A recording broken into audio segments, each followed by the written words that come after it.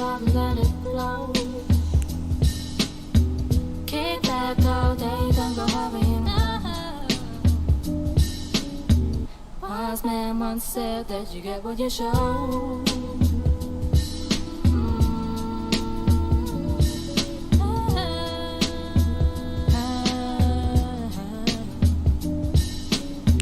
Take some time, take a minute, take a seat and let it go. Take a while just to cause catch a vibe and let it flow. Kick back all day, don't go hurrying now. Wise man once said that you get what you show.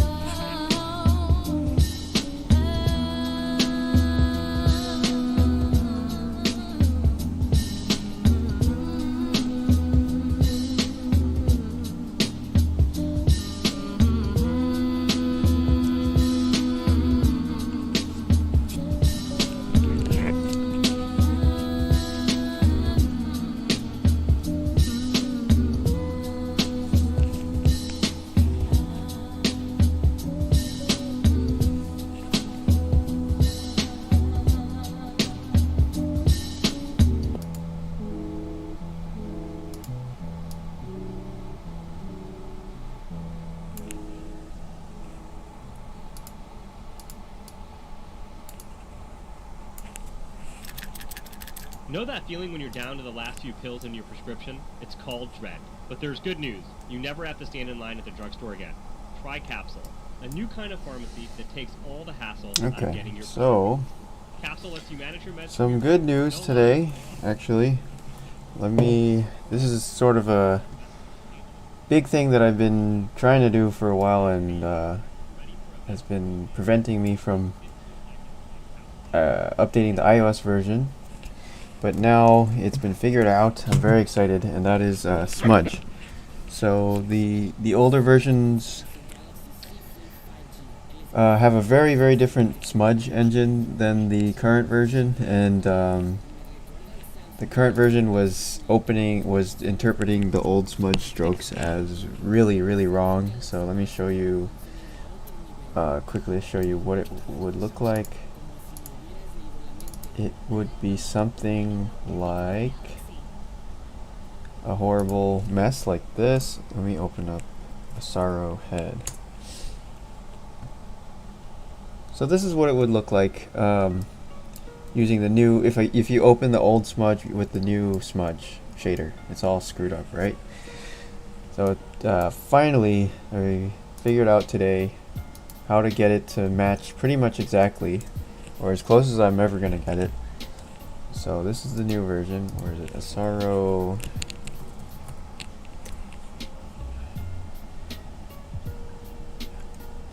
And that looks a lot better.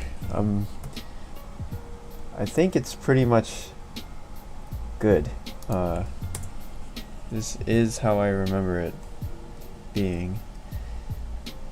So yeah, this is a pretty big deal for the iOS beta, at least, because I'm very scared about people updating to beta and then their old paintings get all messed up, and that would be really horrible. So this is a pretty big step in making that transition a lot smoother for iOS. Let me see, color portrait. And also, it helps on desktop too. So if you had any old, well, that's a little weird looking, but on desktop, old smudges should look better, or at least a lot closer.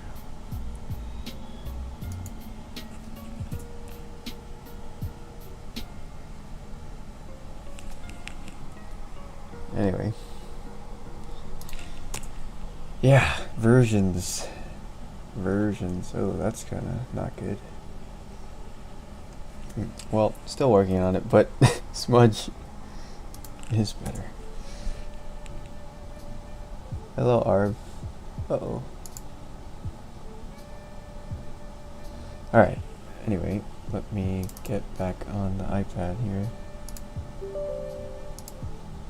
Still trying to test the iPad a lot. I'm trying to use it every other day, and I'm feeling a lot more comfortable with it now.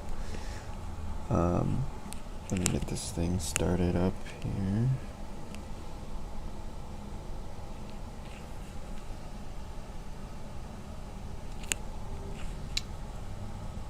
There we go.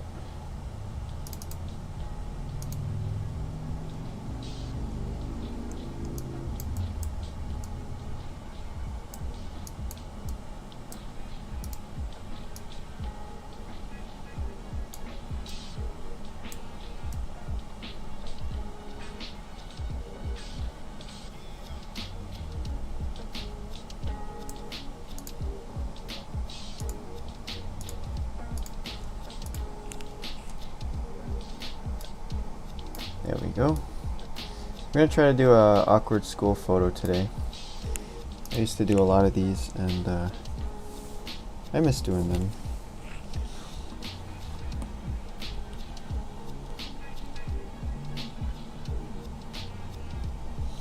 I also miss doing portraits. I haven't done portraits in a while because of playing April. Gotta fix that.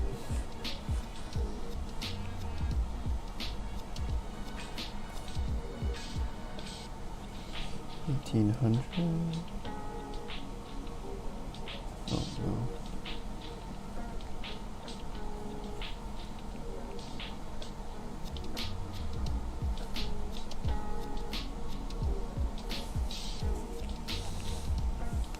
Actually, maybe we should work in portrait mode today.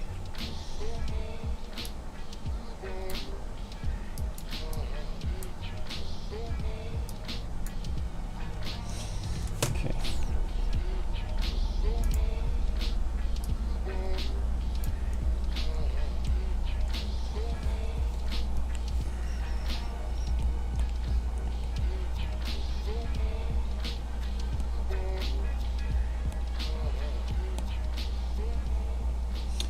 So some of the recent changes on this version are that textures will transfer between different installs of Heavypaint now. So there's also a new folder that's generated that any textures that you import will be copied to that folder, and any PNG images that you stick into that folder will automatically show up in Heavypaint. So you could have like 20 PNGs, dump them all in the textures folder, and they'll all be imported automatically. So that's kind of cool for you texture people.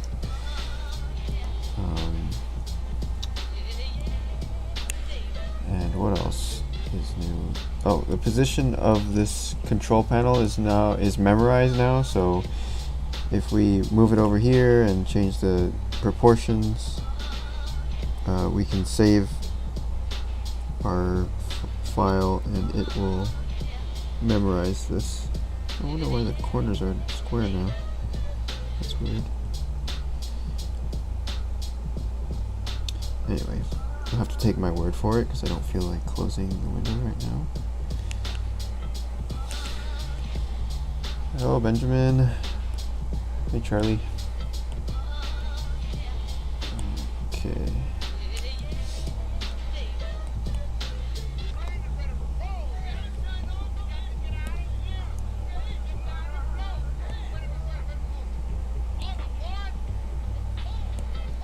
This is I've just uploaded. It's gonna be probably approved later tonight, so maybe after the stream it'll be up. It'll be version 2.0.5, build 7 for iOS, and I'll put it up on desktop after the stream too, but it'll still be version 2051 on desktop. I'm just gonna overwrite the file that's already there with this new one, but that will be after the stream. Alright, let's see.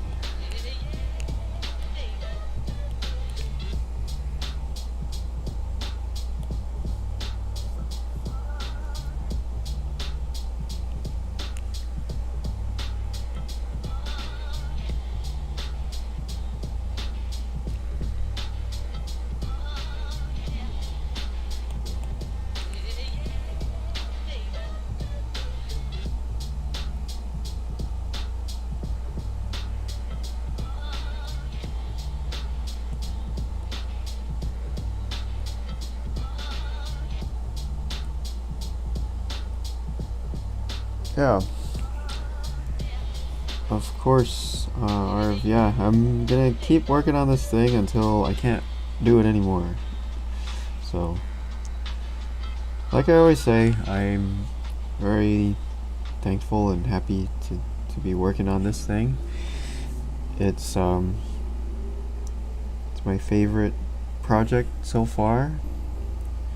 Spent the most time on it out of anything in my life, so I'm very happy that I can work on this thing,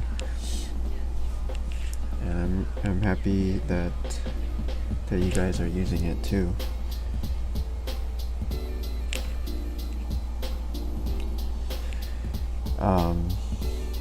Because I mean, I've been painting and drawing and doing all that stuff for a long time now, I guess. Started drawing seriously, or at least I think my first graphics digital tablet was like 2004 or something like that, 2005. So I've been using, and even before that I was using, Photoshop and Microsoft Paint and all these programs, Rhino, and I just always loved digital art and computers, and like trying to make stuff on a computer was always really exciting to me. And I just love tools. So to me this is really fun because I get to put in all the ideas and put all the ideas that I've always wanted into a tool.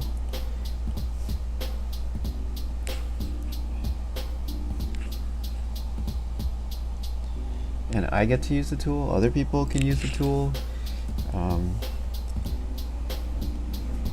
then I get to see what it's like to be on the other side of things, because usually I'm using these tools and I'm writing on the forums and being like, hey, can you change this, can you do that, can you blah blah blah. So this is a whole new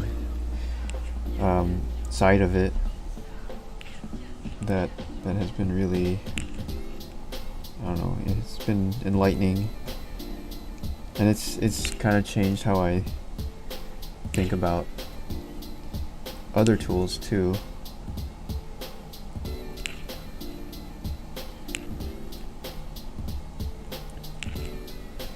I don't even know what I was talking about. I was just rambling.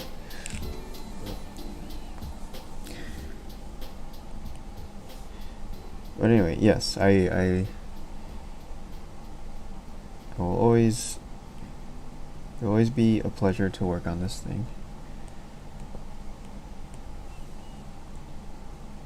I think.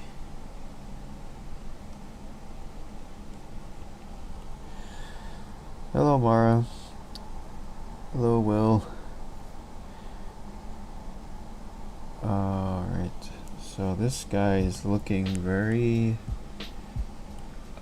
I think he's like happy and confused at the same time.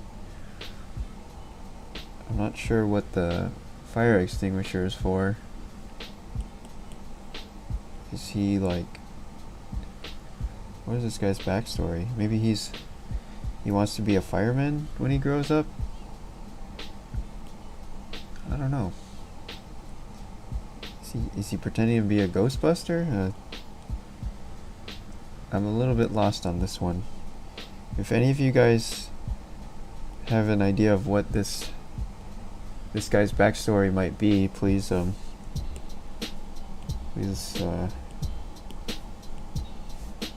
share.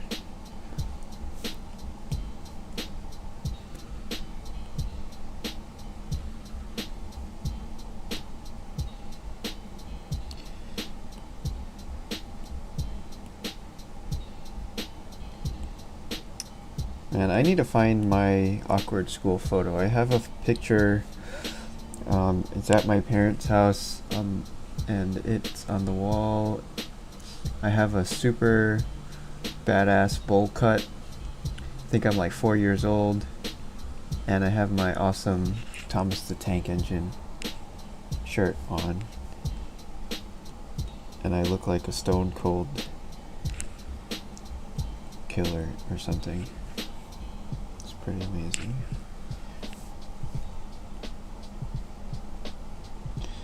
I used to love Thomas the Tank Engine.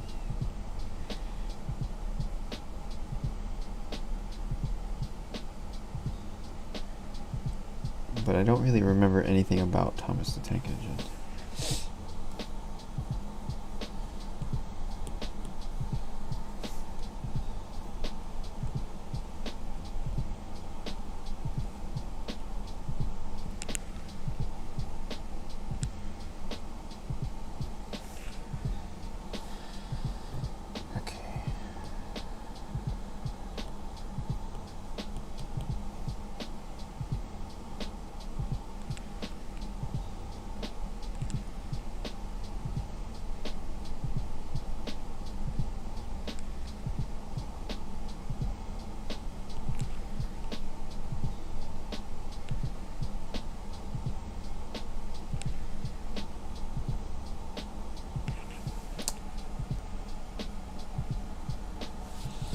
I need to zoom out even more than this. Like, proportions are all off.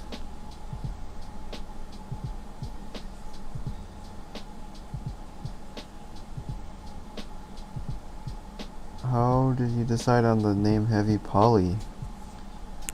Well, I think at the time that I came up with the name, I was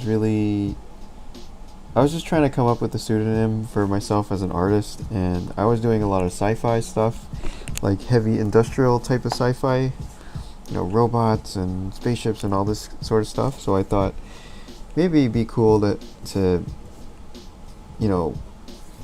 it could be like a fake company, like Heavy Poly Industries, that just does everything. That's why poly just means many. So it's many heavy industries. So it would be like this multinational super corporation that just, they make airplanes, they make cars, they make robots. Sort of, like Fuji Heavy Industries or Mitsubishi or something like that. Nerdy stuff, I guess. And then, yeah, it worked out because the poly thing, it means many, but it's also a 3D thing, and I was doing a lot of 3D stuff, like Modo and Blender tutorials, so kind of fit in with the 3D theme. And I liked it because it's versatile, it doesn't really mean anything, so it's flexible. And then Heavy Paint is just like, I'm making a painting program by Heavy Poly, so it's gonna be called Heavy Paint. Pretty simple. There's nothing.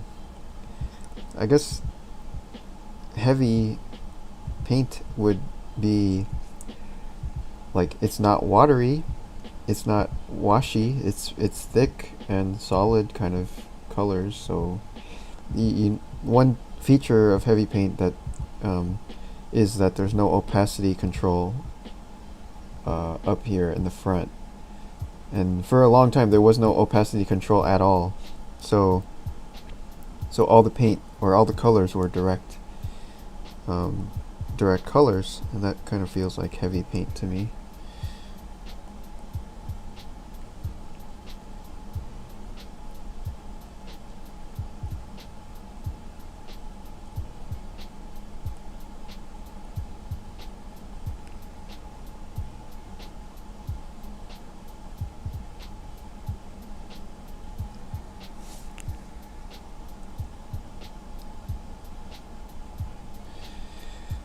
Oh man, this guy's skin reminds me how pale I am.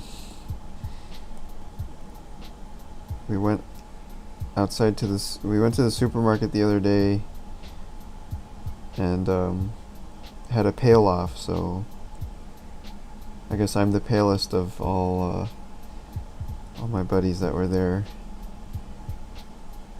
especially the underside of my arms. Like, I really haven't seen the sun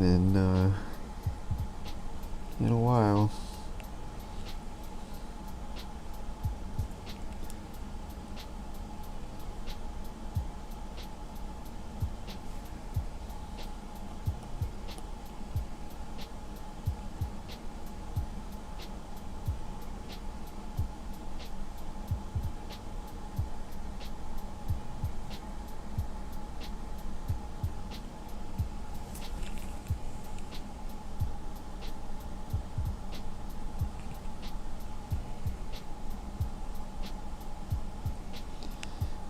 Another recent addition to the iOS version, or to all versions, but it's kind of an iOS thing, is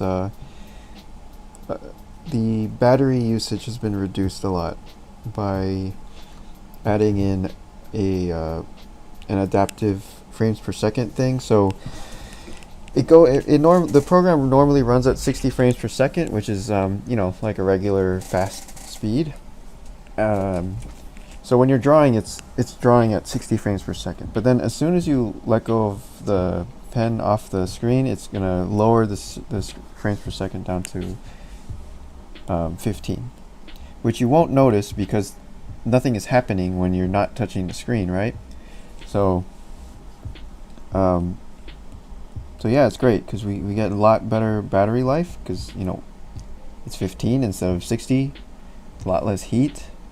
The older versions were getting pretty hot and pretty toasty, but this one seems to be a lot more chill. And overall, yeah, more comfortable, I think. And this system is also on the desktop version too. But it just, oh shit, what the hell?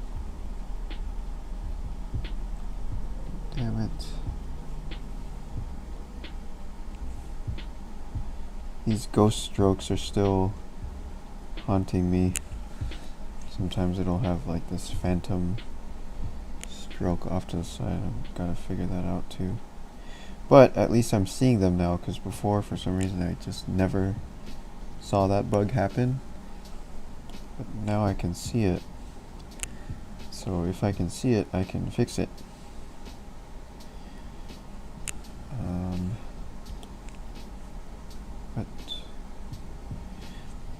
Let me save this and just make sure it's not. Okay. Just checking to make sure there's no phantom strokes. Are you big on sunscreen? No, I'm the worst at sunscreen. I hate sunscreen and all forms of lotion because I'm a greasy person. So adding more grease on top of my greasiness is like nasty.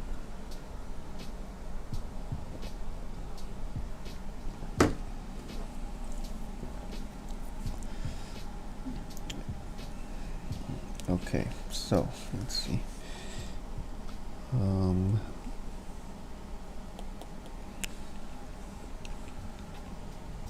Let's go up.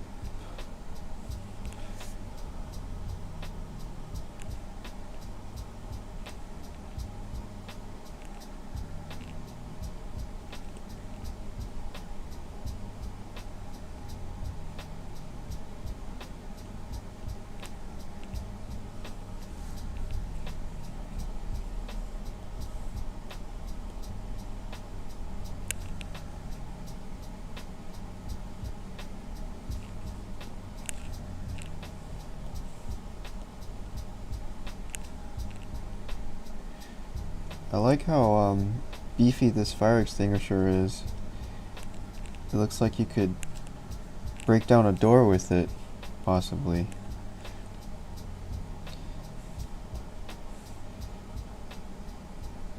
Just don't make them like this anymore.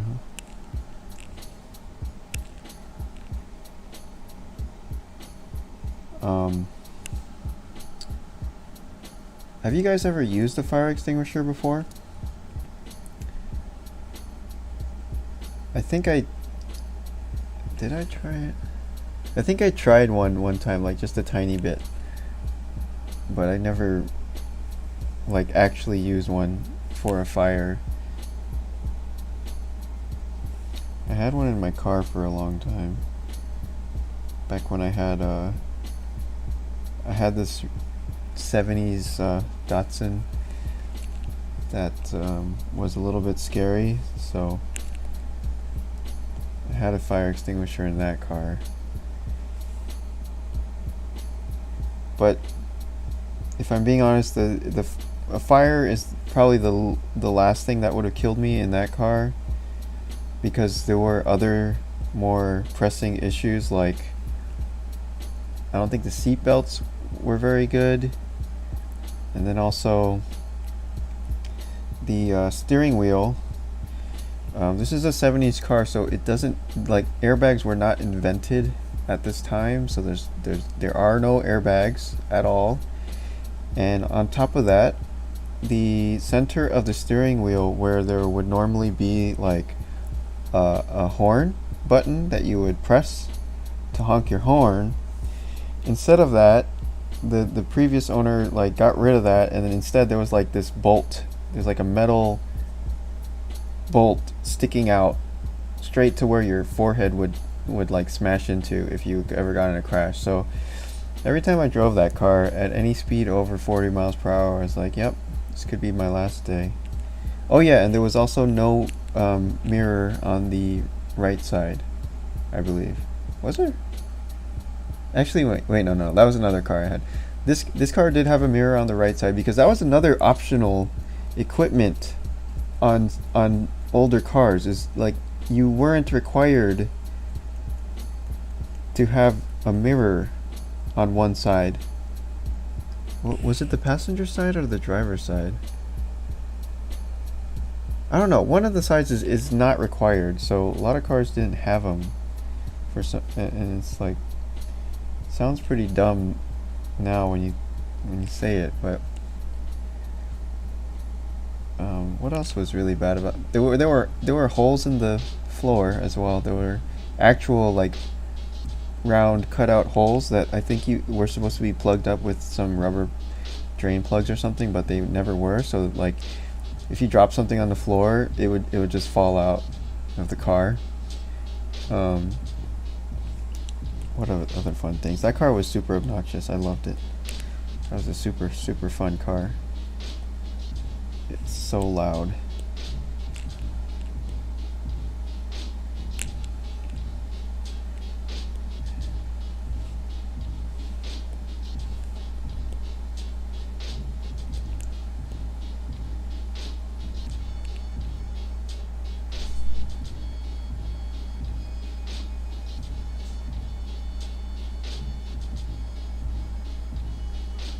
Sorta random. Do you know how Alberto animates people on top of 2D backgrounds? Yeah, he just draws it by hand, frame by frame, with a pencil. He draws everything with a pencil, and then he scans it in, and then he puts in After Effects or Photoshop, and that's how he does it. Is there a log of actions that are recorded? I find it hard to reproduce bugs when I see when painting. Well, I mean, every stroke is recorded, so when you do a replay, it's replaying every stroke one by one. But and then also there's stats. So if you click on stats, you'll be able to see what type of strokes you've been doing and how many undos you've been doing. But it doesn't have a log like telling you in what order each thing was done. You could technically read back every stroke one by one, but yeah.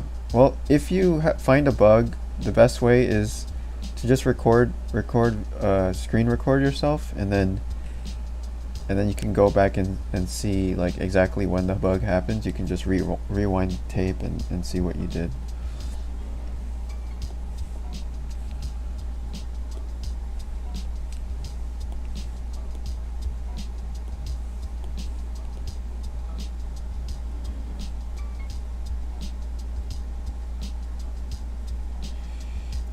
Arv has used a fire extinguisher on an oven, and there was a pizza. Oh shoot.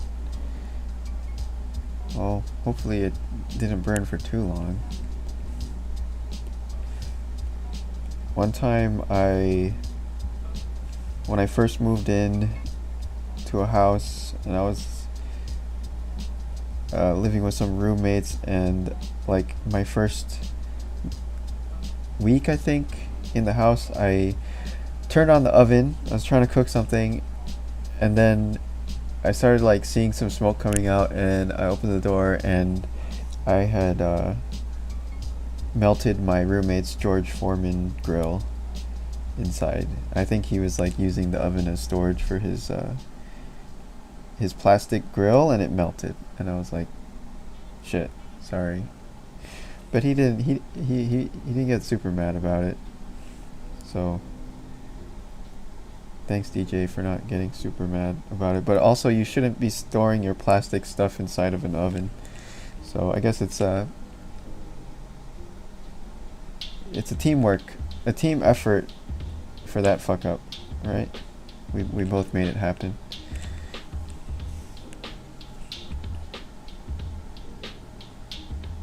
Oh yeah, and then one time I was working at Sony, and they had these little cookies from Trader Joe's, and I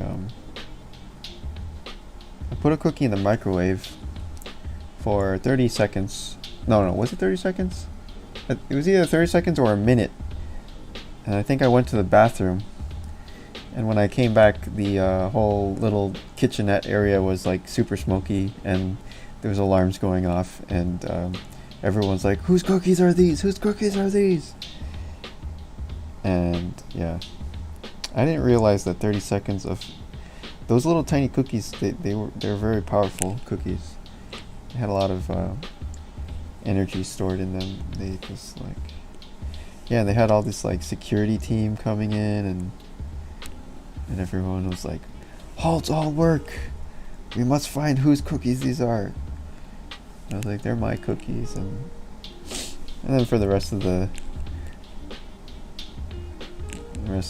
my days there, they're always like making fun of me for burning the cookies. Yeah, I'm sorry, man. Like, they have a powerful microwave, and those cookies, they didn't have much moisture in them. Maybe they should get like more moist cookies. I don't know. They're very sensitive cookies.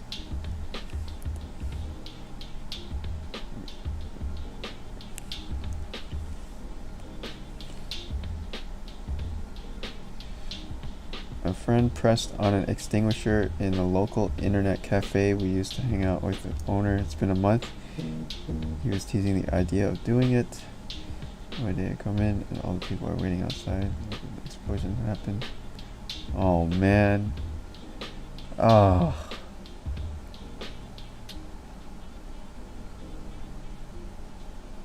Wait, did the owner didn't know about this, right? That's kind of, that sucks for the owner, doesn't it? Oh man.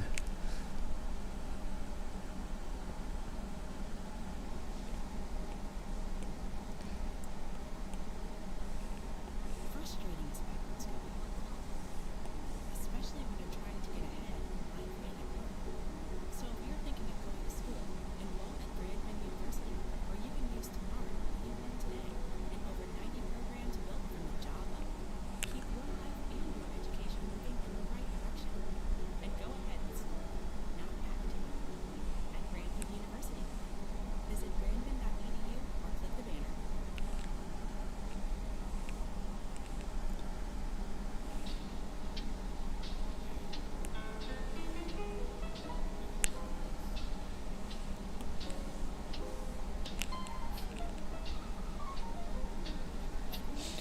The owner just banned him for a couple of weeks.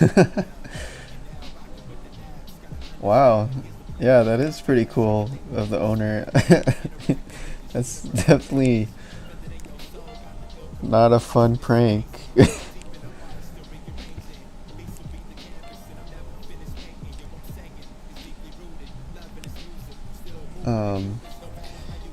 Lucas, yeah, this is the beta version on iOS. It has layers, so if you want to try this out, I'm going to upload this version that I'm using after the stream, and you can get it at the link in the description video. But if you do decide to try the beta, my only advice is to please save your paintings before you do it. So just go to your Files app on the iPad and just save just copy that whole folder of the Heavypaint folder, just in case, so you have a backup of all your files.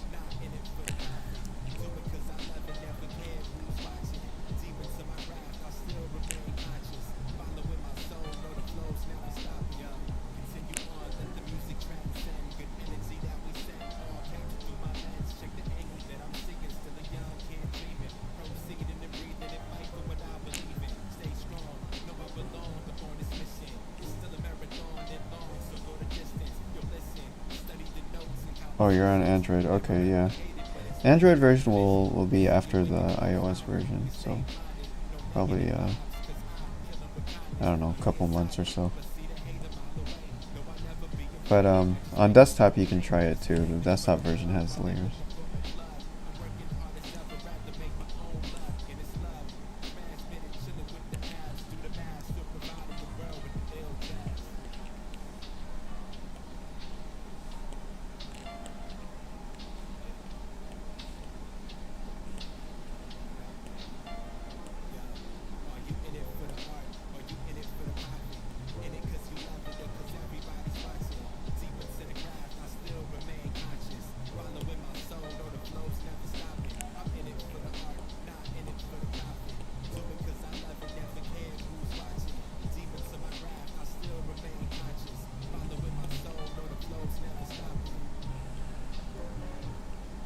I made him skinny.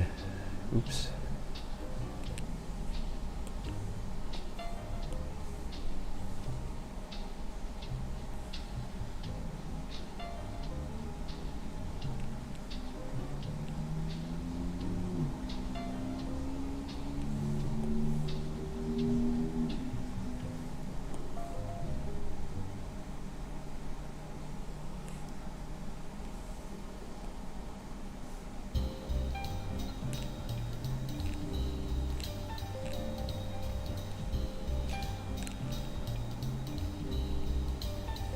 I like this little corner triangle of his shoulder gets pink from those color gel lights behind. That's pretty cool. Yeah, maybe it's a little bit pink, like all on the back of his shoulder.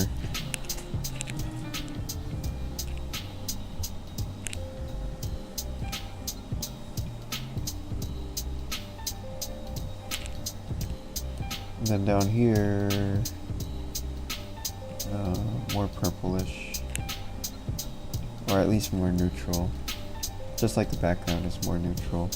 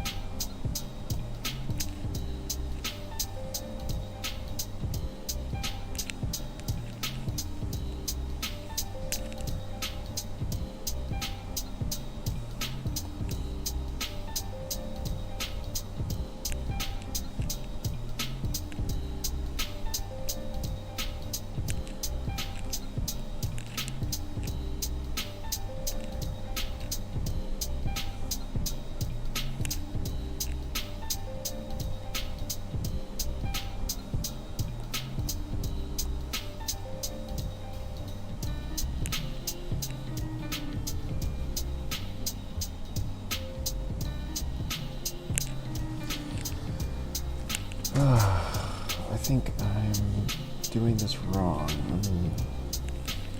Let me see, that's too dark.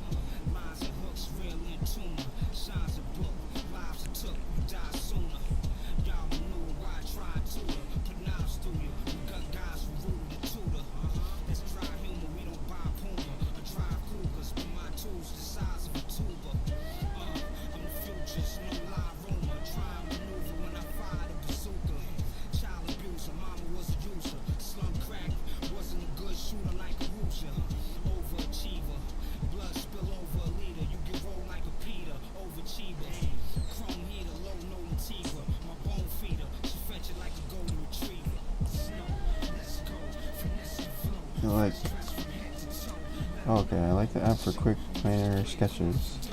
Since I draw with my finger. Yeah, man. I mean, enjoy it while it lasts. Having no layers is actually kind of nice. So.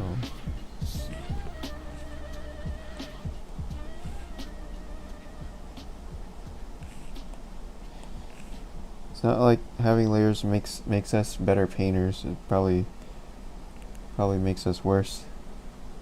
The more tools we have, the lazier we can be, right? I don't know.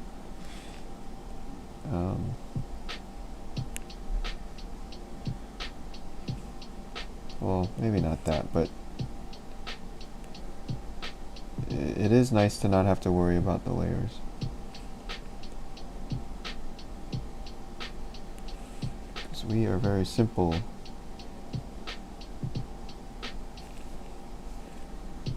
I think people like things simple.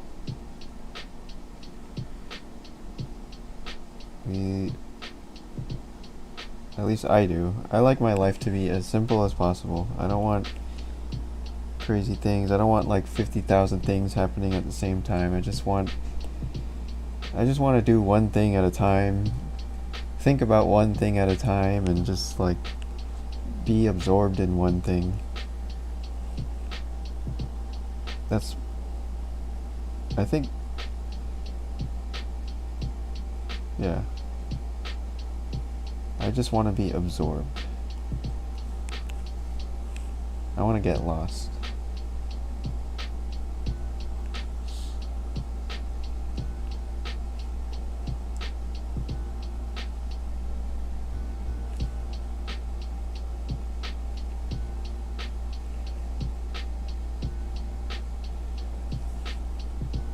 Hey Jay, welcome. Taco Bell official. Do you have any tips for self-taught artists who are new to painting but experienced drawing? Well, first of all, I gotta say Taco Bell. I used to love the Nachos Bel Grande. My dad would take me to your store every Tuesday. after piano practice, and we have nachos Bill Grande. But aside from that, self-taught artists who are new to painting but have experience drawing. Well, I would say that you should consider yourself lucky, because I think drawing is a lot harder than painting. So, and I think it's easier to learn how to paint as a drawer than it is to learn how to draw as a painter. Aside from that, who are new to painting but have experience drawing, I'd say the main thing you have to focus on is developing your eye for color, which it takes a while, and the fastest way to learn is to turn off eyedropper. So this little eyedropper tool here, this is the worst thing, and you guys who are part of the channel, you're probably really sick of me saying this every single time, but eyedropper's the devil. Just turn it off. And so here we go. I'll go to the top left and say hardcore mode, turn off the eyedropper, and that basically forces us to pick every single color now, every single time, and that's the fastest way to develop your color, because you have to pick like thousands and thousands of colors.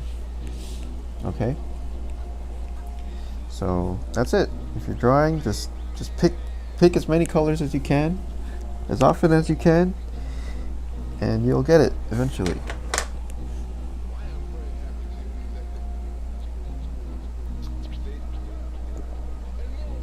And don't use eyedropper, because it doesn't help you.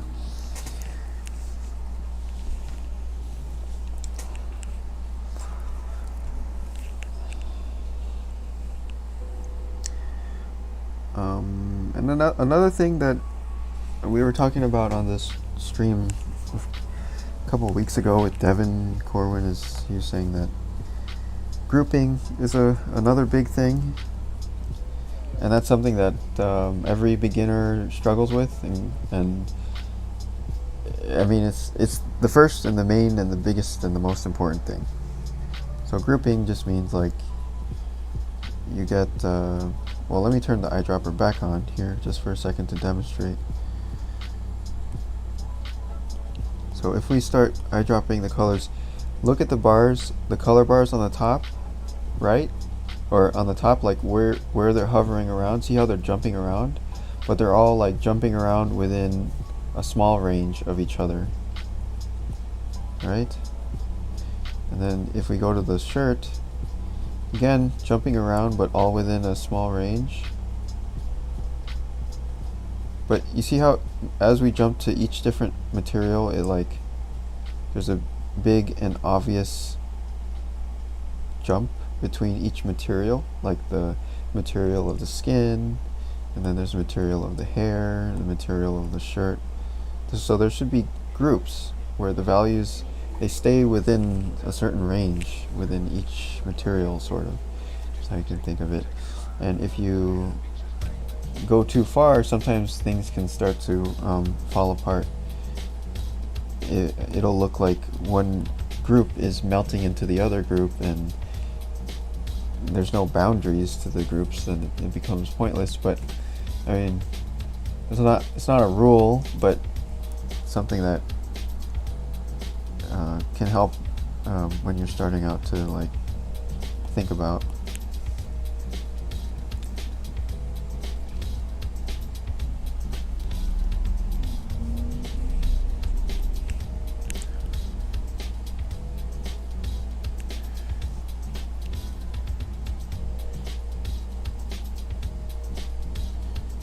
Oh yeah, and also Choco Taco. I'm a big fan of Choco Taco.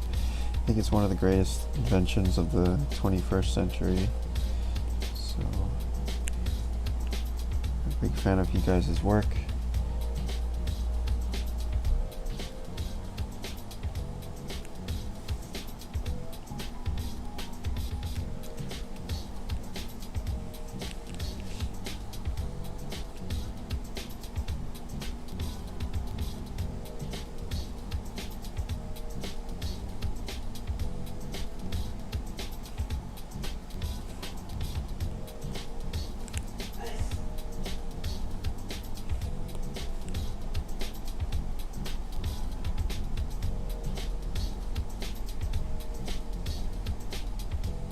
You like Burger King? Okay. Yeah, Burger King's okay. They have good fries.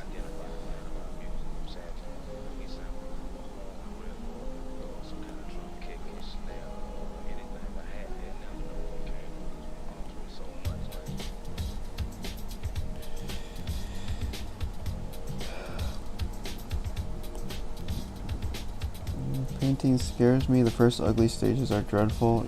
Yep. Yes. Agreed.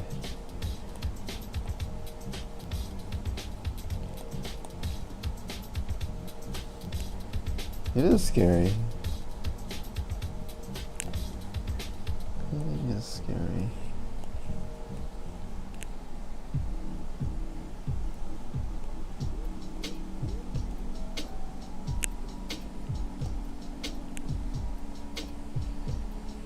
Right? I mean, this is silly, but I imagine that painting is like going into a UFC octagon fight. Scary. With all these people watching. You're about to get your face beat. But I mean, they have to do it anyway. They're gonna do it. The pros. And they'll be fine. But I'm sure they get scared sometimes.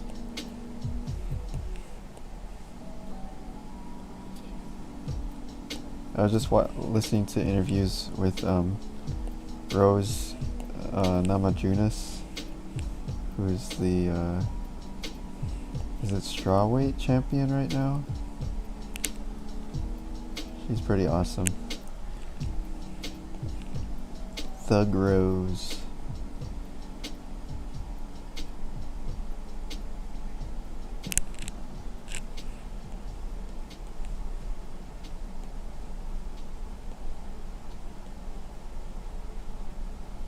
She seems so like sweet and gentle, but then she beats the shit out of everybody. It's pretty amazing.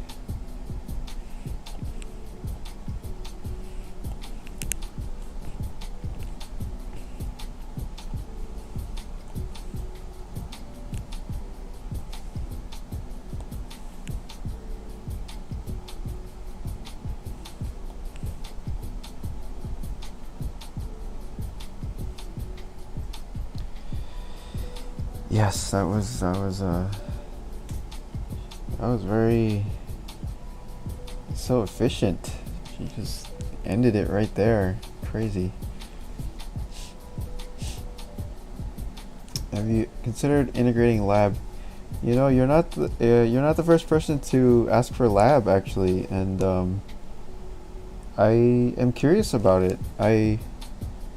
I've never used lab, but everybody keeps saying that it's the best thing ever, so I'm curious about it. I just need to find out what the formula is for lab color, and like the conversion from RGB to lab is what I need. And if you or anybody can figure that out, like what is the formula to convert RGB to lab color, then I can add it in. But and I've looked into it a little bit, but I haven't been able to find the answer.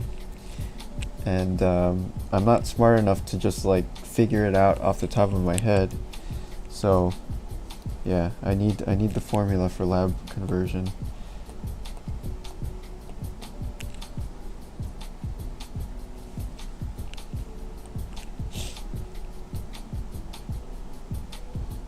It does look like a cool system though.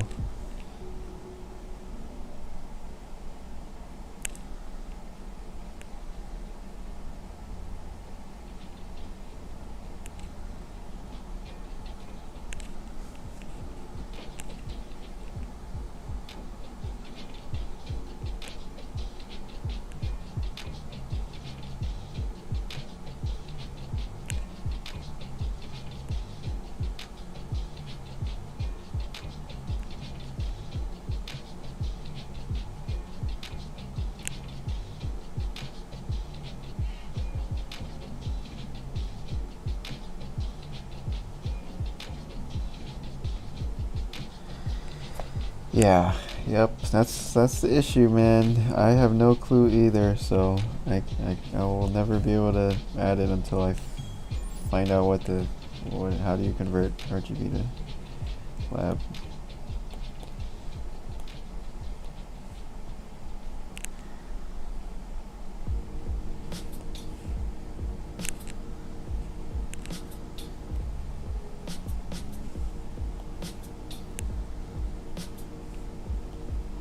Color is crazy, man. I don't understand color. Especially color when it comes to math. Color math is like ridiculous. You should look up converting RGB to HSV even is super confusing, at least for me. I'm not quite sure how it works, but it works.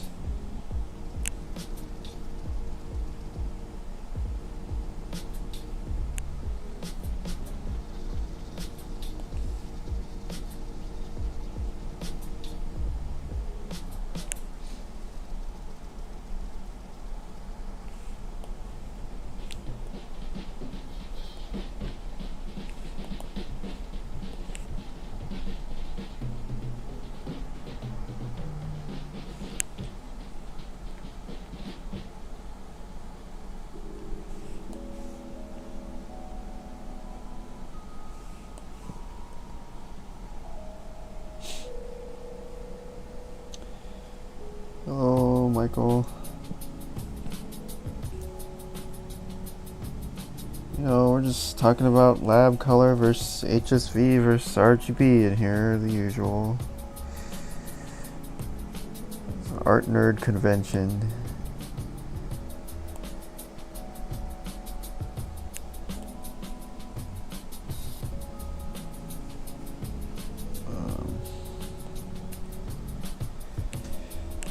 Okay, this skin is a little bit too yellow.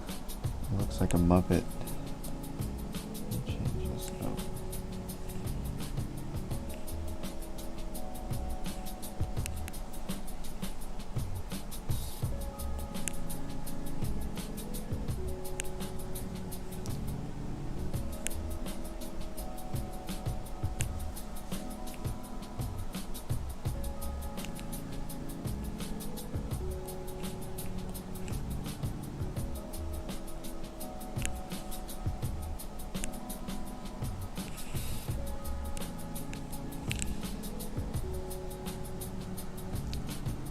He has a slight Mark Zuckerberg vibe.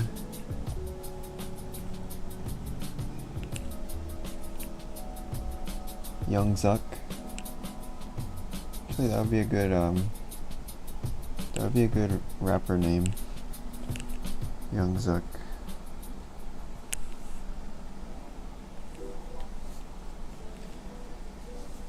Okay, this face is already getting confusing for me.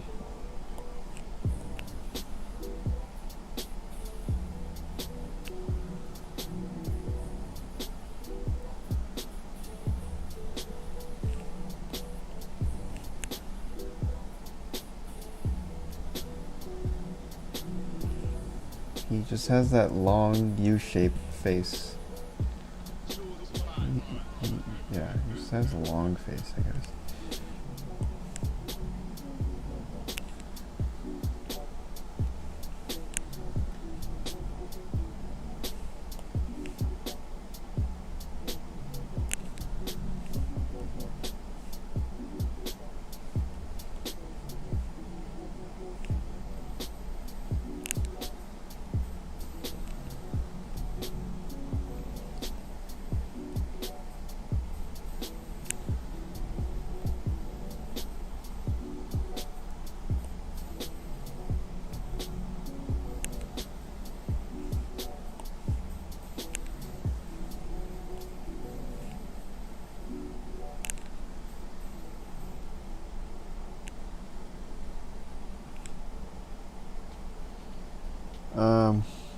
So I'm not really an expert at faces, but my strategy here is to save the eyes, the nose, and the mouth for the last. So I'm trying to get all the shapes and the volumes before the little tiny specific features like the nose, mouth, and eyes. Same thing with the ear. Like the ear has a lot of detail in it, a lot of little like squiggles and stuff.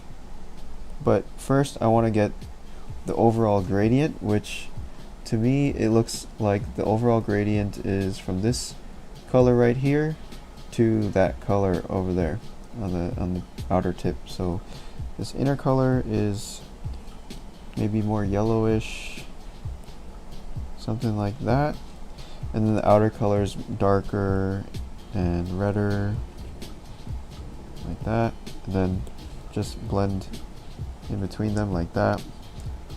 Maybe that's fine. Like it's horribly misshapen and grotesque, but at least we have that big gradient going. That's the goal. And then same thing here. We just have to imagine that he has no features. His face is just skin, and he has no teeth, no nothing, and try to paint that first. So let me see.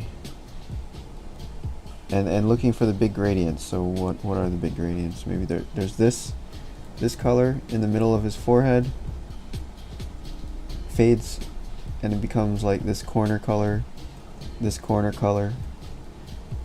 So let's see, the middle of the head is a little bit brighter and more grayish, I think.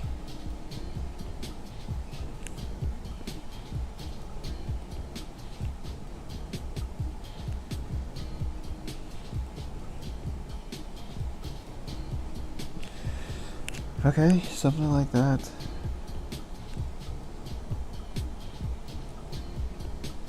And then we can blend like that. Okay. And then what? The cheek. It's like a stair step. Doop, doop, doop. Do do do do do do. A Z shape, I guess. Do do do. Or if we want to be extra fancy, it's like do do do do do do do, like da da da da da da. Super stairs, right? I know, guys. I'm impressed with my teaching skills too. It's very amazing. So a stair step.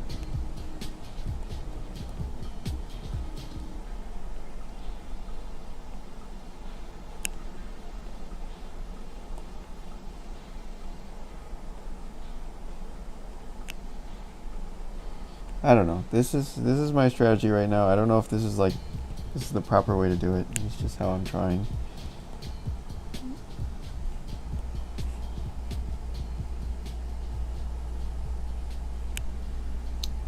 It looks a bit freaky. It's a bit scary.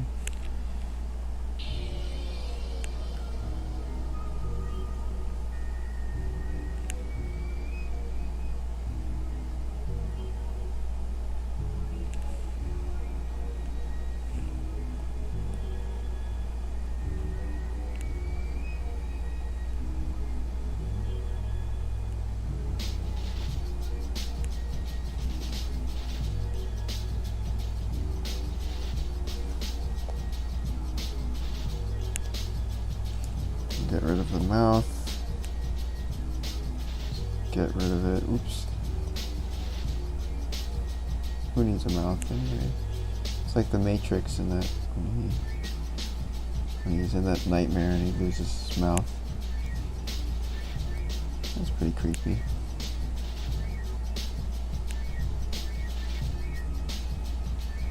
And then let's see, the other thing I always forget about, or that I need to remember about the face, is that the side of the face is doing something like whatever, that's his nose, and then the mouth is actually like curved, like that. Like if you think of a gorilla, like the gorilla mouth is curving, right? But we have that too. And I forget that all the time, that we have gorilla mouth. So it's like this and then like that.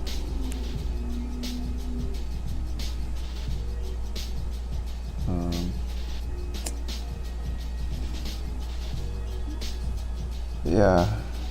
Michael says I never use lab. Yeah, I never used it either, but everyone keeps saying that it's the best thing ever. Gotta try it someday. Is there a way to change what is on the color cube depth slider? No, not yet. I'm used to hue on that slider and saturation value on the box. Well, the reason why I have it this way with value on this slider is because I want value to have the most resolution, because this is the most important thing for our eye, is to see the value. The second most important thing is probably, I'm not sure actually, maybe the hue is the second most important thing, and then saturation I put it on this really short axis because I feel like that's the least important. So that's how they're prioritized.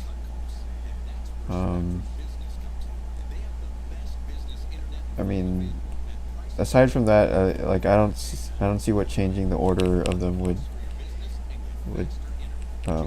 achieve. I guess you'd have the same effect basically, as long as value has first priority. I think it's fine.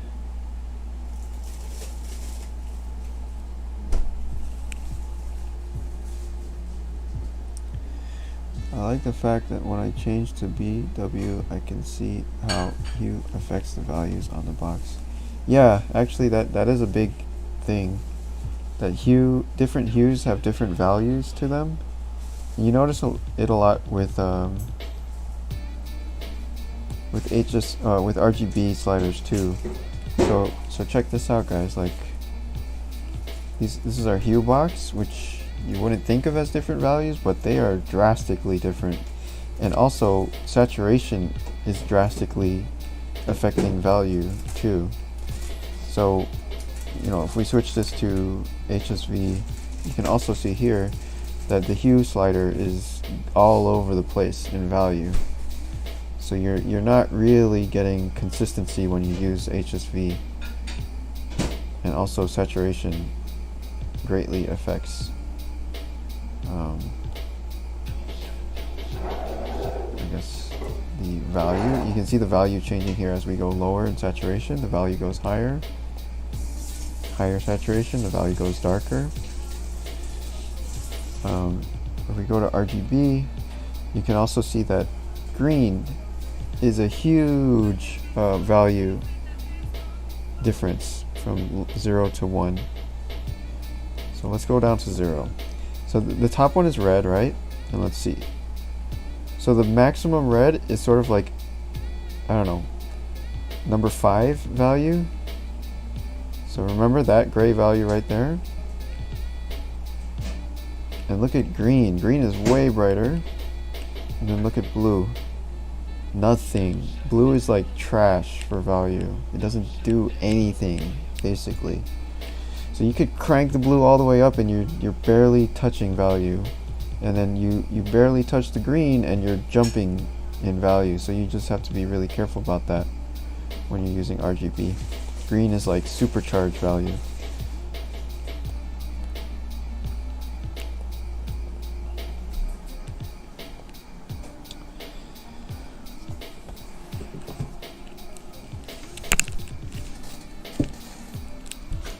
Hello, Joe.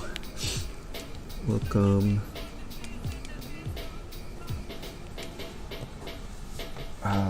Be right back, guys.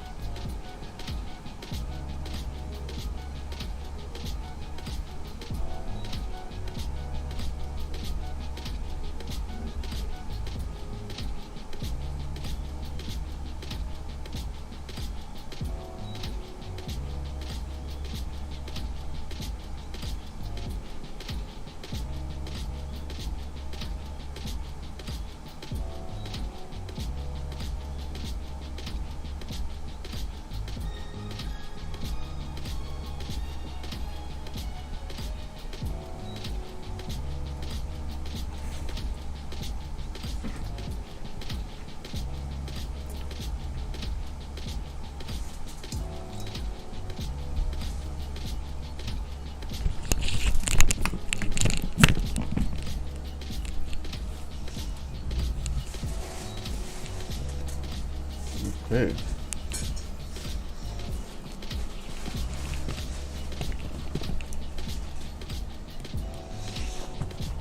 Hmm.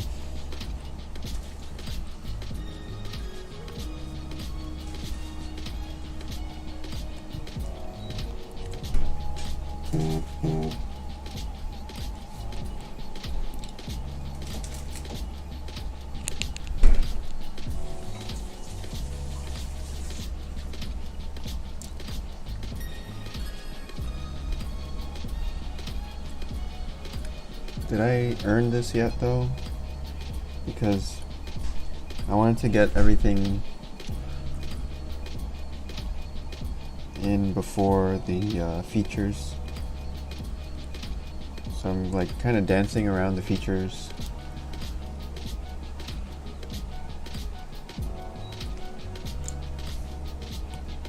It's really pink up top here. Under the nose. The nose is pretty pink too.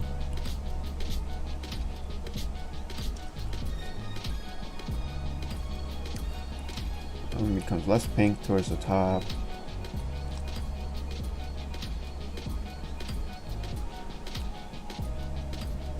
Yeah, skin tones still are sort of a mystery to me. I'm still figuring it out. This stuff always takes me a few tries to get something I'm happy with on the skin tone.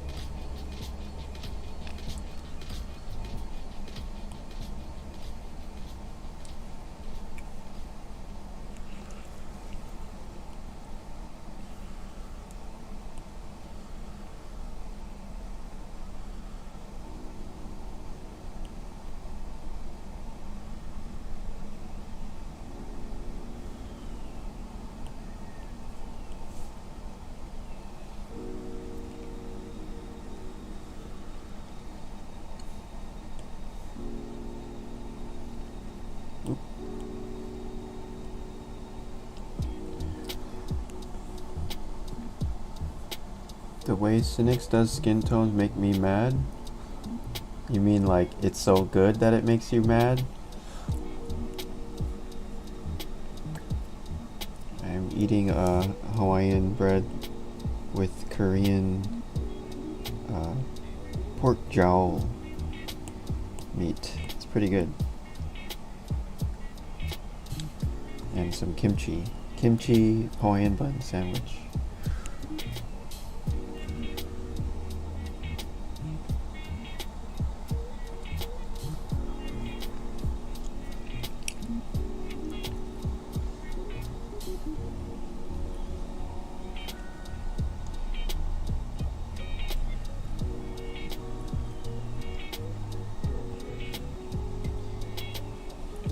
Yeah, man.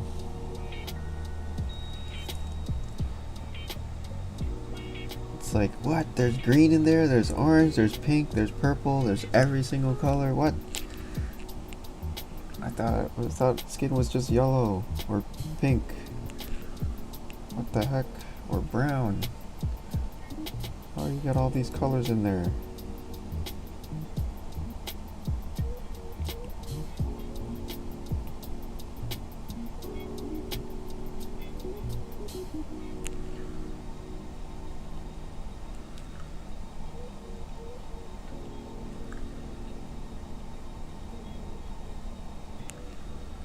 Okay, I'm still on track. I'm still avoiding the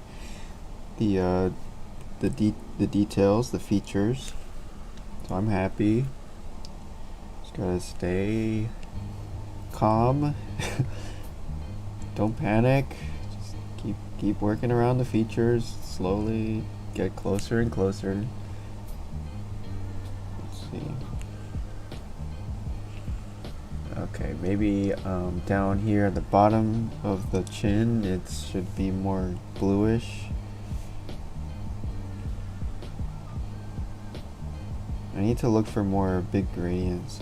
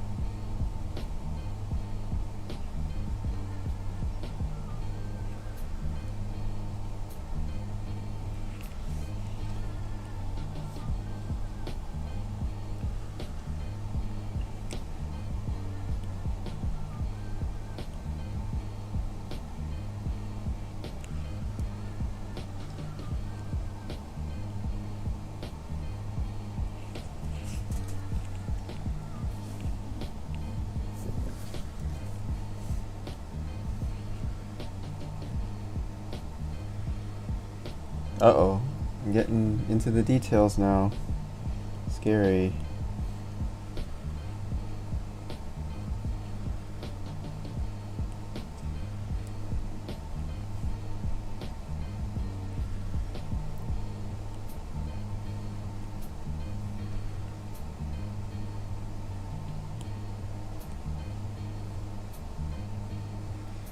Well, just demonstrated that blue affects value like not at all, so I'm trying to crank up the blue here in these little areas. So I guess you kind of have to be sort of heavy-handed with the blue, at least, if you're trying to get the value to change.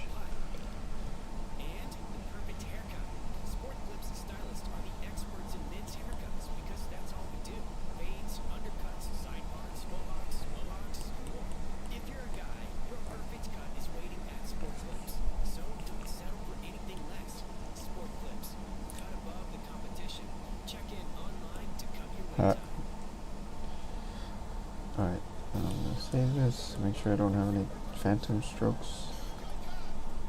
Okay, good.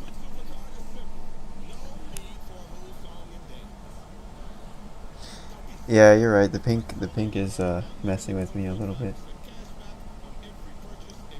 But I'm happy so far. I think it's coming. I can sort of see a face. There's a face in there somewhere.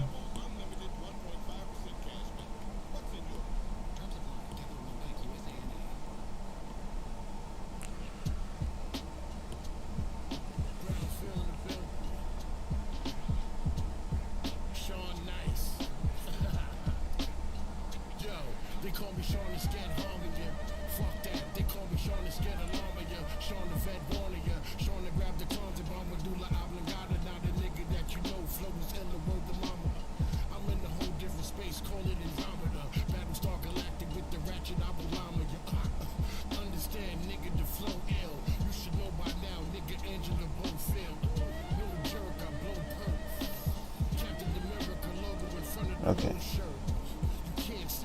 Get back here.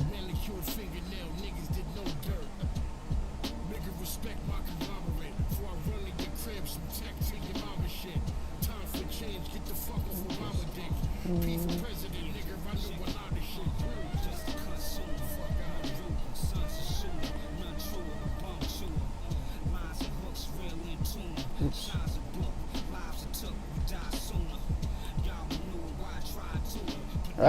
No.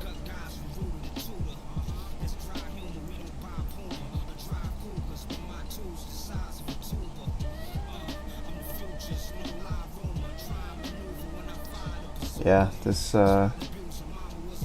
face is giving me trouble.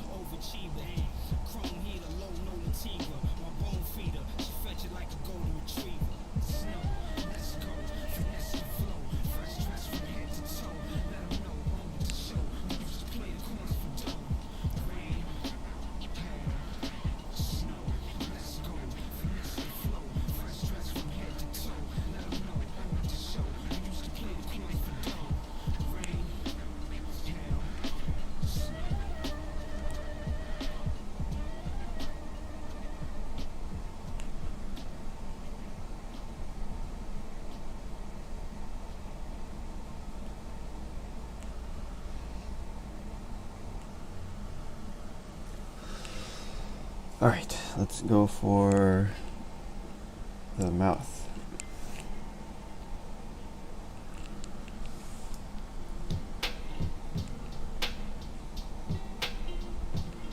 He kind of has the Napoleon Dynamite mouth. The crooked smile. If that is a smile, I'm not totally sure, but I think it's a smile.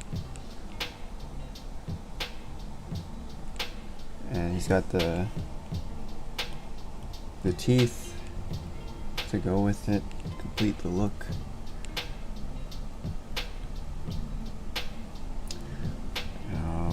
Okay, it gets darker on the side.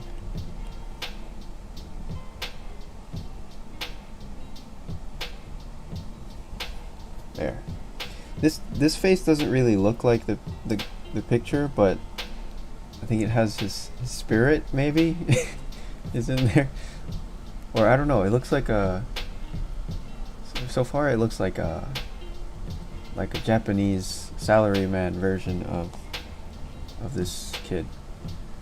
Maybe.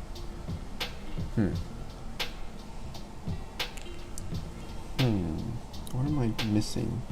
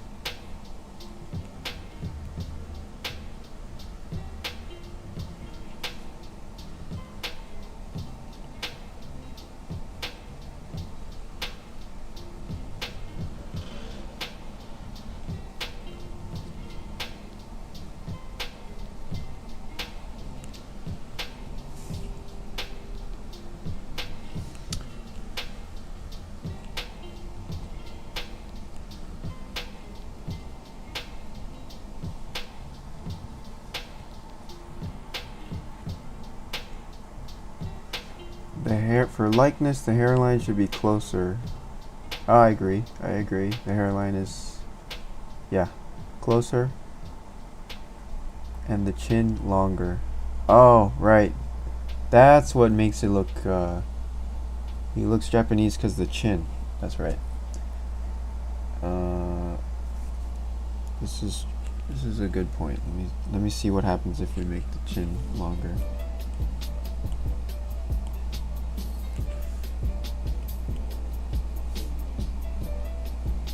And then we need to extend the lower. Oh yeah. That looks a little bit more like it.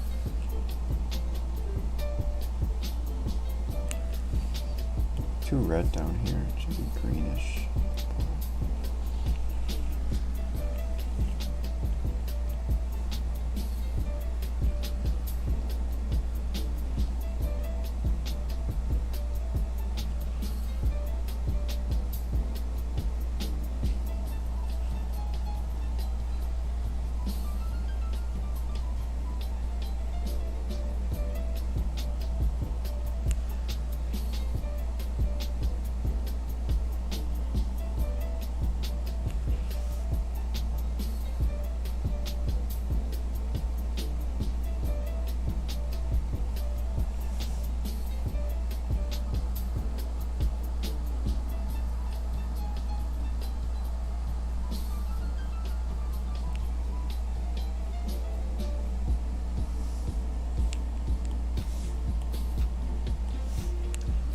There, it's fixed. Thank you.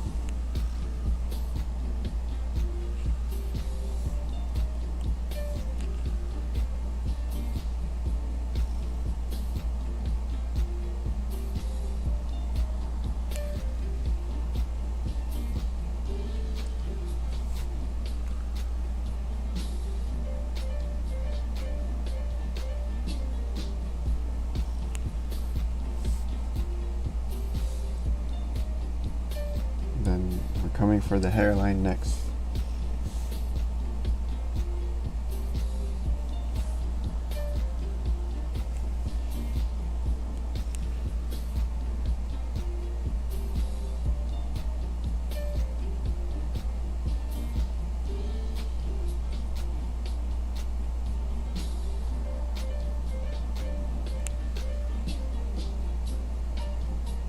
There we go.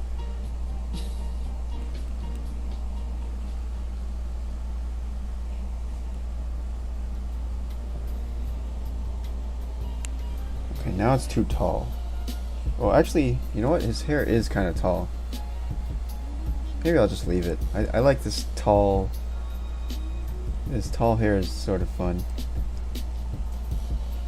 I'll leave it. The nose is looking different, but I really actually like this nose, so Yeah, this is more of a Asian, like wider nose. His nose is narrow, but I like this nose. I'm gonna leave it.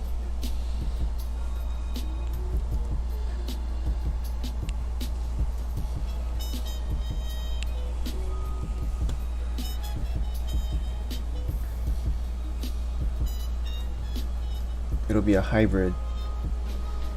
It'll be a hybrid Zuck, a Japanese Zuck, young Zuck.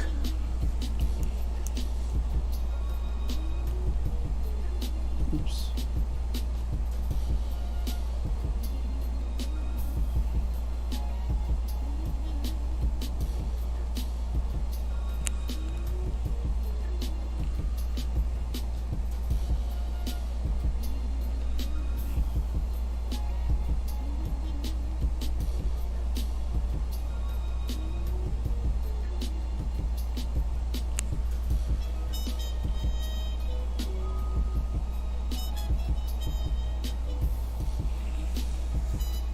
Yeah, there we go. Okay, and then the whites of the eyes are always tricky for me, because my brain wants to say like, oh, the whites of the eyes. Actually, that doesn't look too bad, but it's actually very dark. It's like medium tone, right? It's like pink, sort of the background color. But for the sake of this painting, maybe this white is okay. Huh. It's kind of cartoony, but I like it. Oops.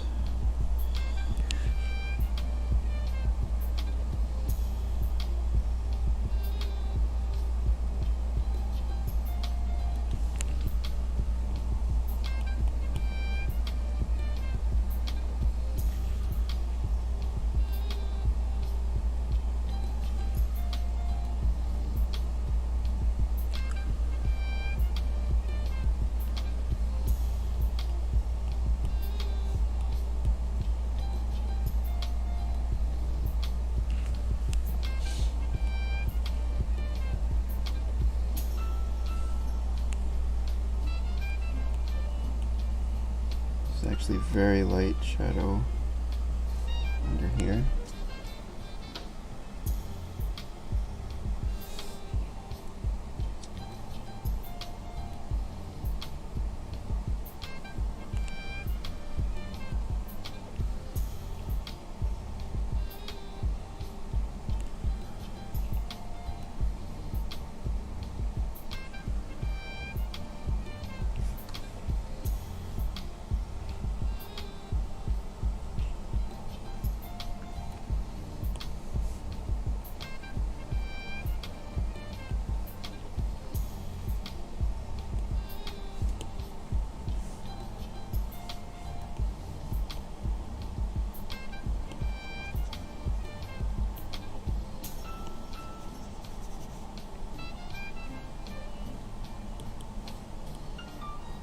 I'm going to change the smudge to draw type.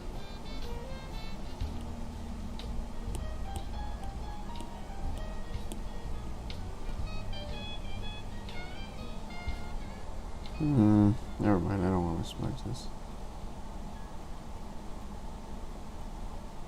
It's too cheesy.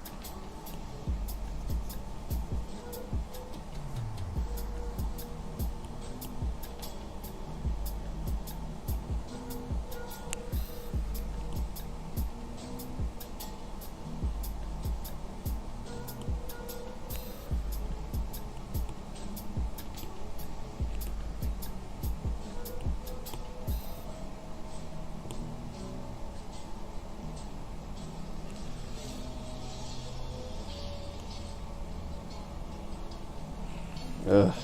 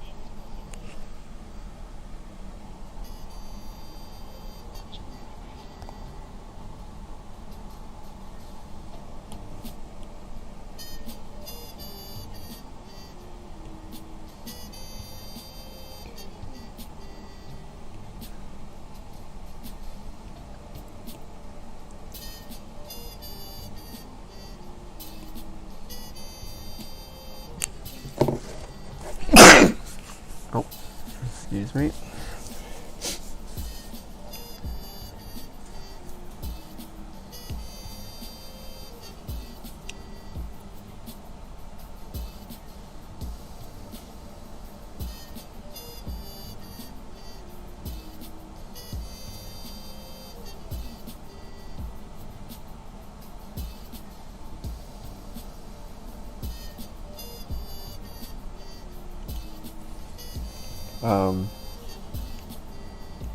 Gradient for the ear is like, thank you for the translation too.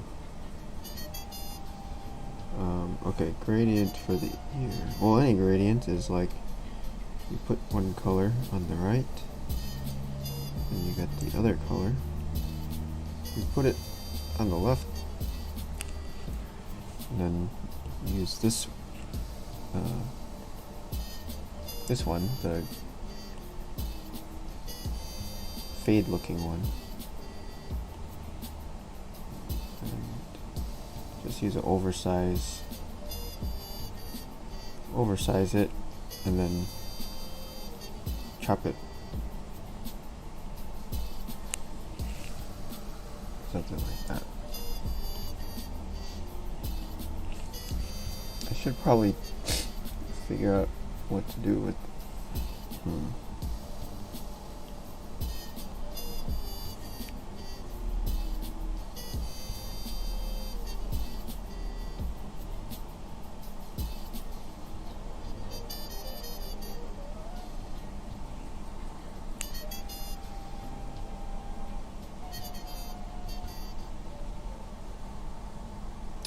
the hand. This hand is very disturbing. This claw. I think I didn't place the hand correctly.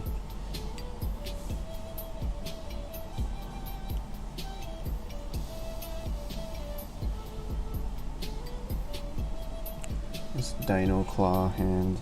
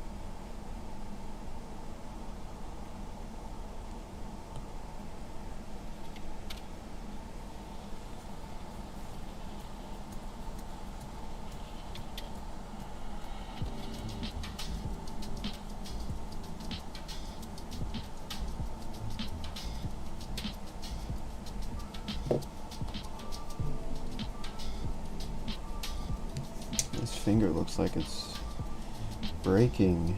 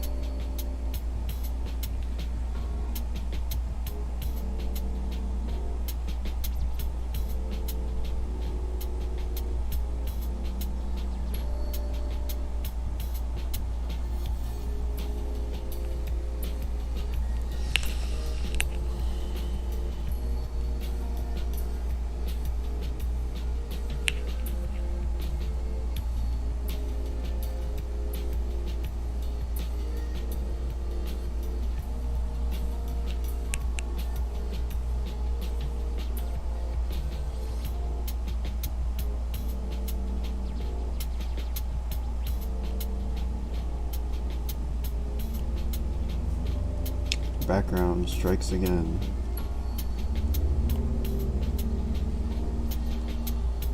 To hide the thumb. Dang it.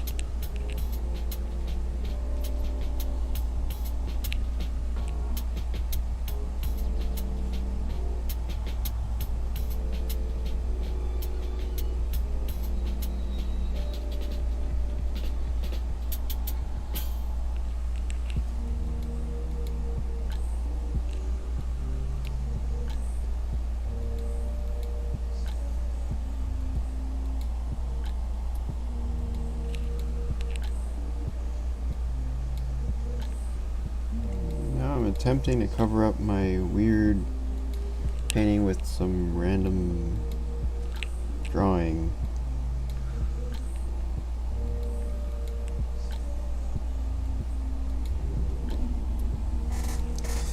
I think this will hopefully daze and confuse the viewer into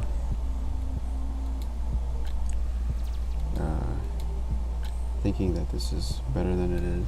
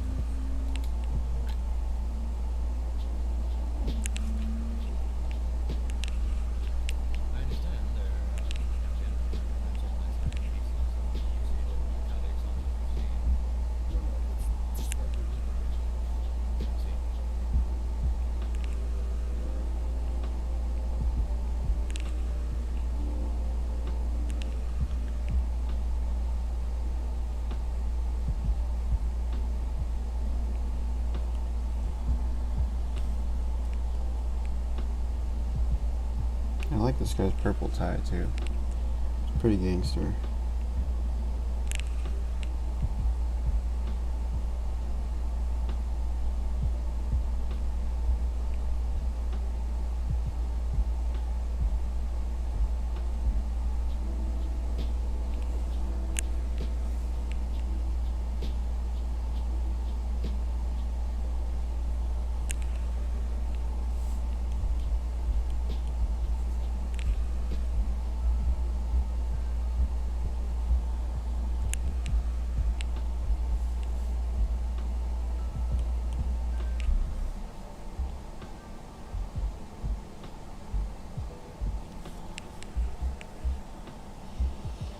So I like to, I guess, I'll call this the Crayola phase of the painting, where I'm trying to make it look like a 5-year-old did the initial underdrawing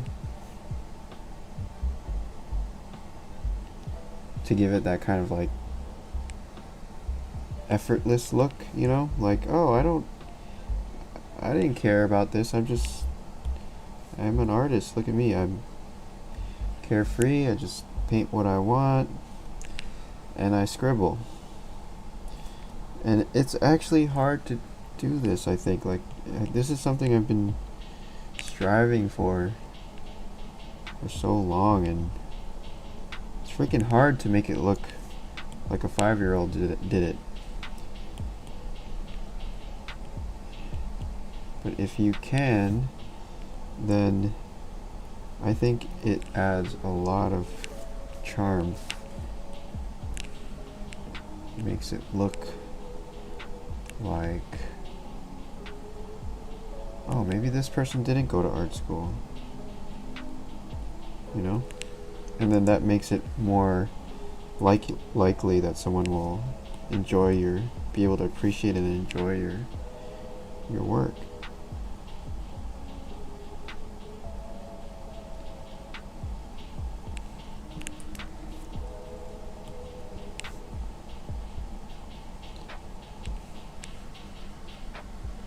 Okay, this is weird over here.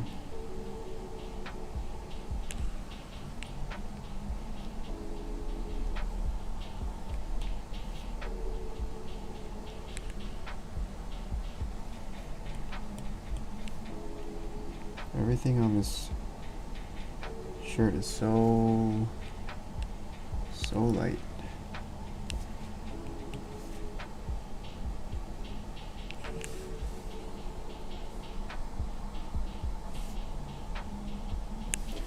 It's kind of fun to paint white. I think white is it's just a nice color because it's so reflective, so you get like a whole rainbow of stuff going on.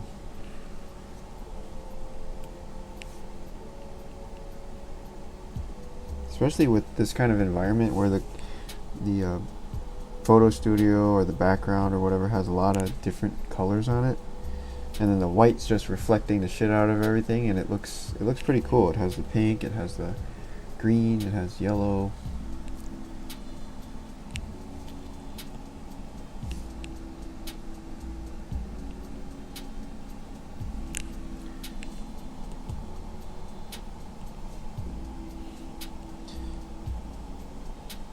But this is actually, I think, my favorite part of the painting, like, is the little scribbling drawing part of the painting, actually, because I feel a lot more comfortable with drawing. So this is where I feel good. Up until this point is like just baby giraffe.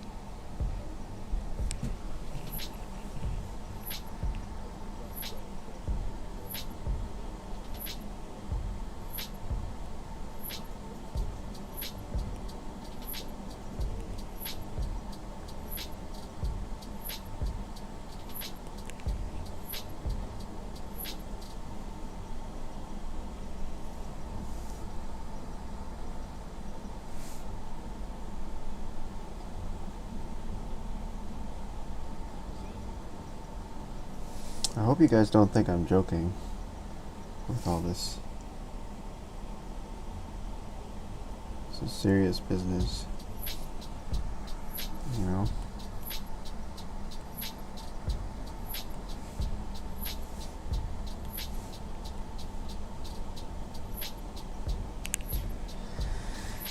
Okay.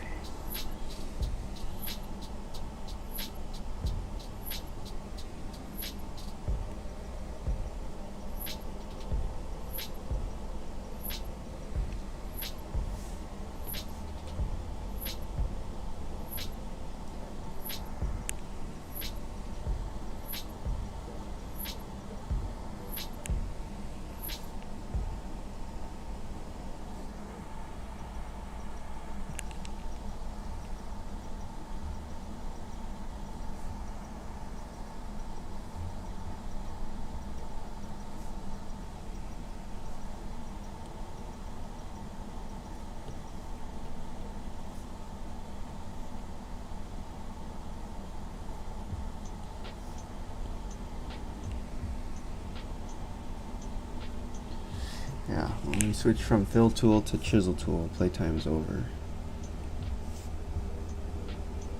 Well, actually, no, playtime has begun. That's what I meant to say. Because we're in toddler mode now. Doing little scribbles everywhere. I'm all about the scribbles, man. I think that's how I got started drawing, was just like in the sides of notebooks, just scribbling until the page ended, or until the lecture ended. whichever was first.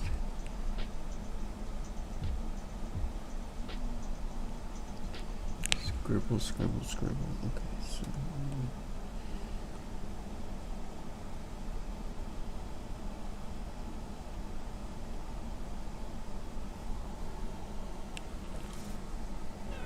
Have new money goals? Turn to the experts at Nerd Wallet.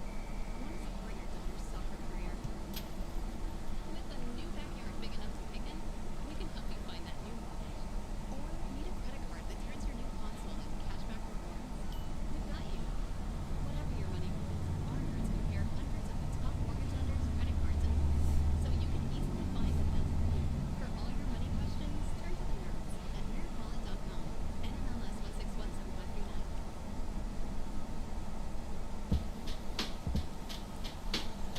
this is weird shadow, huh? The shadow looks so out of place.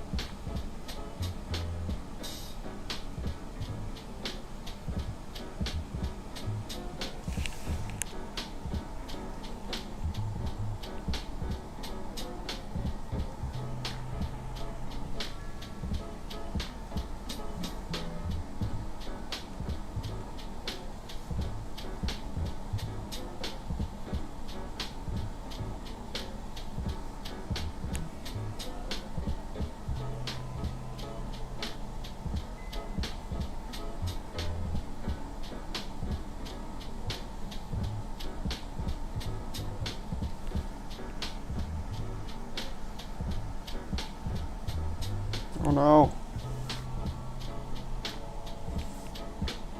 Yeah, I think you're right. It is too bright. Just such a weird shape, too.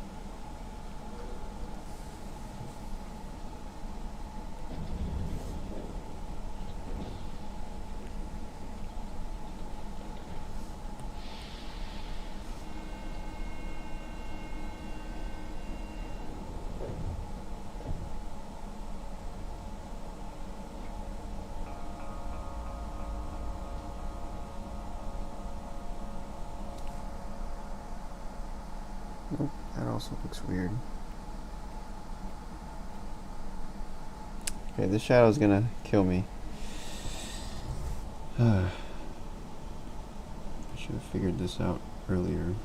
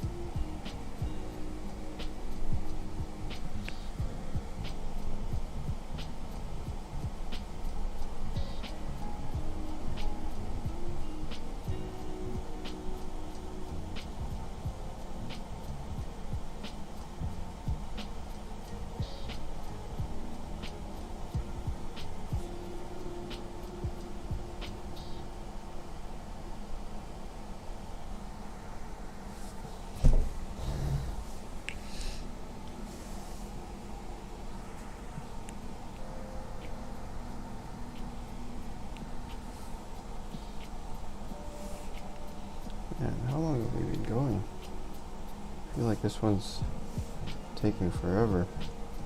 I feel like I'm definitely slower with portraits than with landscapes. I'm not comfortable there. So maybe I should do...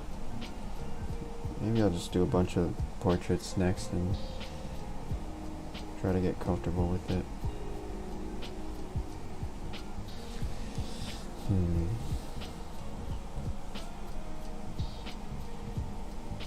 Although I spent way more time on the shirt than anything else in this painting, including the face.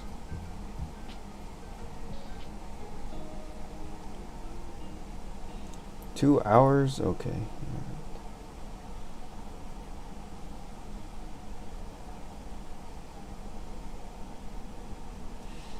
I think the background is too light.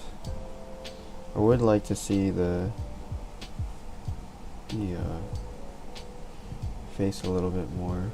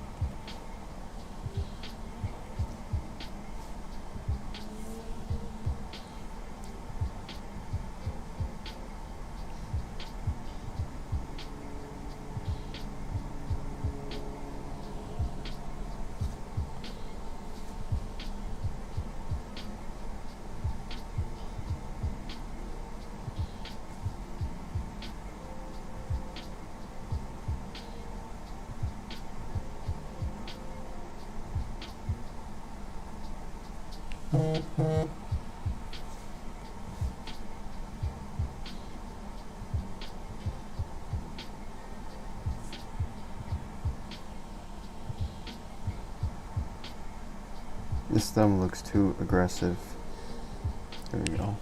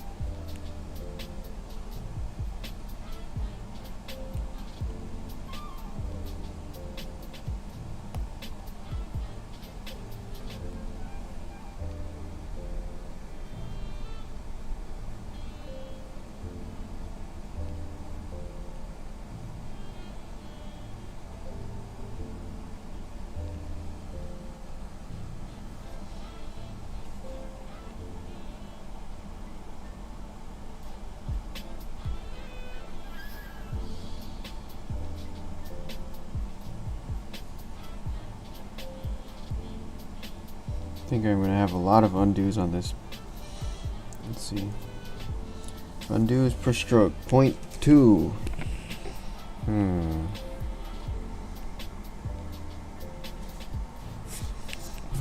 So what is that? Every 5 strokes, it's on undo.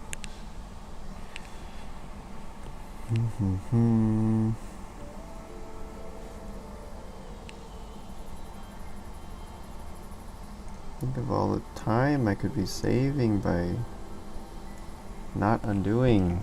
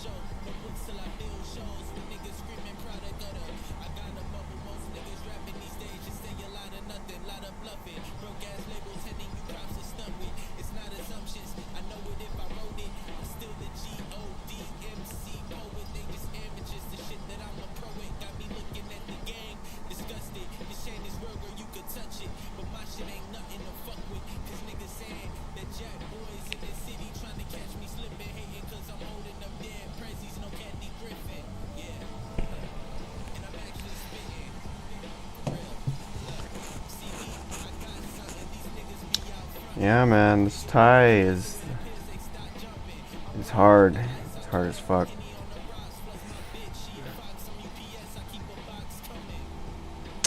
Which social media? I'm mostly on Instagram, but slowly getting into Twitter more.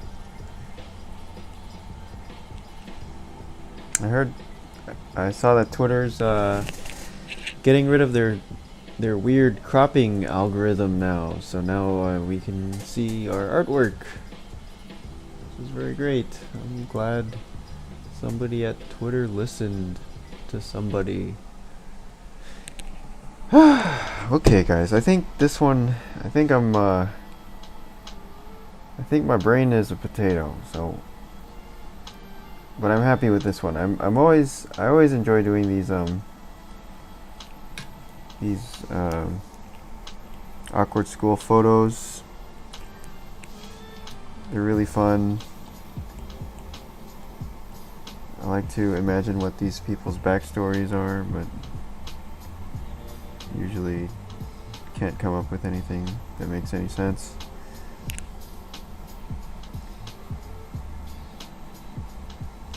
I'm happy with this one, though. Confused fireman. Very nice.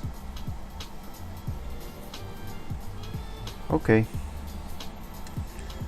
See you guys next time. I'm gonna upload this version to actually it might already be ready. I uploaded it at the beginning of the stream, and then Apple takes their sweet time to I don't know what they're doing, but they don't let you release it right away. You have to go to their silly dashboard, and they have to approve it before you can even send it to beta testers. So let me just double check and make sure that it went through.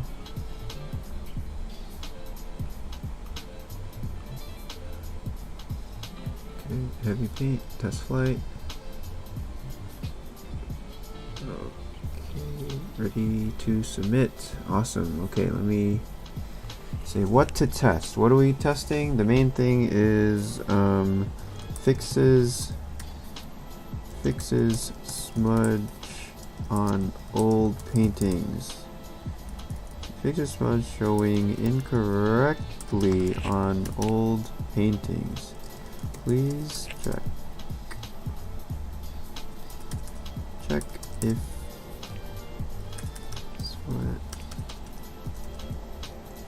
Okay, that's it. And then what else changed here? All the other stuff should be in the change log. So that should be okay. Oops. We'll add iOS beta. There are now... Wait, what?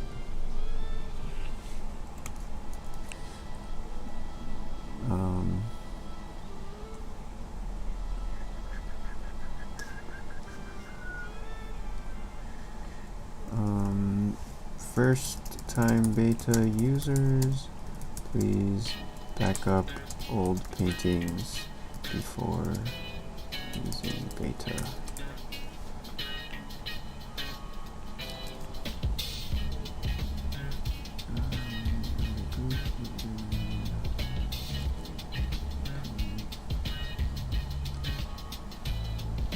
Oh, thanks Benjamin. Thank you Charlie. You should have Instagram followers submit some for the engagement. What? Some portraits of awkward school portraits? I mean, that would be really fun. The awkward school challenge. Although we would start seeing the same photos pretty quickly, unless everyone supplied their own photos. Okay, yeah, I just right now uploaded or released this beta on iOS, so you guys should see the update on test flight. And we are up to 67 testers on the beta, and this is all through the YouTube stream. So if any of you beta testers are watching, welcome. I hope it works out. Yeah, check the smudge because the old smudge was broken. Let me just quickly go through that again because when I went over it earlier, it wasn't that many people around. But the previous versions of the beta were opening up smudges all weird, looking like something like. Let me open up a sorrow head. Okay, they would come out like this, like all mushy, and now we finally got it working, so it should look just like the old version, or just like how it's supposed to look when you painted it, which something like that. Alright, thank you for joining in, guys. I'll see you next time, and have a good day. Bye.